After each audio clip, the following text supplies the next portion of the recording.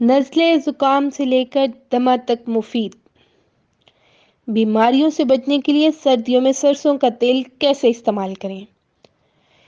سرسوں برِ صغیر پاک و ہند میں کثرت سے پایا جاتا ہے۔ اس کا تیل کا ذائقہ میں ہلکی کڑواہٹ ہوتی ہے، لیکن فائدوں سے بھرپور سرسوں کا تیل کھانے پکانے سے لے کر جسم کی مالش تک میں استعمال کیا جاتا ہے۔ آج ہم آپ کو اسی عام سے تیل کی مزید استعمال بتائیں گے، جن میں سے آپ کئی مشکلات حل کر سکتے ہیں۔ دمے کے اٹیک کے وقت انسان کو سانس لینے میں اتنی دقت ہوتی ہے کہ اکثر جان بھی چلی جاتی ہے۔ خاص طور پر سردی کا موسم دمے کے مریضوں کے لیے خطرناک ہوتا ہے۔ اس موسم میں سونے سے پہلے سرسوں کا تیل گرم کر کے مریض کے سینے پر مالش ضرور کریں۔ یہ پھیپھڑوں سے سانس کی گزر کو آسان بنائے گا، جسم کو گرمائش دے گا۔ ایک چائے کا چمچ نیم گرم سرسوں کا تیل شہد ملا کر کھانے سے بھی افاقہ ہوتا ہے، مگر کوئی بھی چیز کھانے سے پہلے ڈاکٹر سے مشورہ ضرور کر لیں۔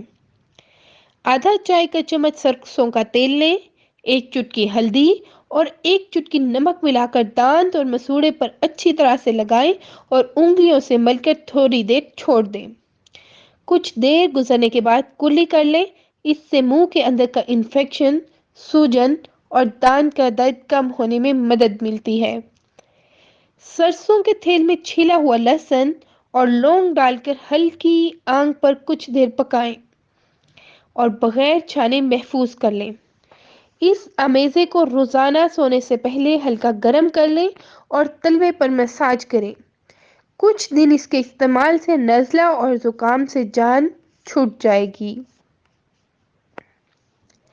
نزلے اور زکام کے لیے ہومیوپیتھک میں مؤثر دوا موجود ہے۔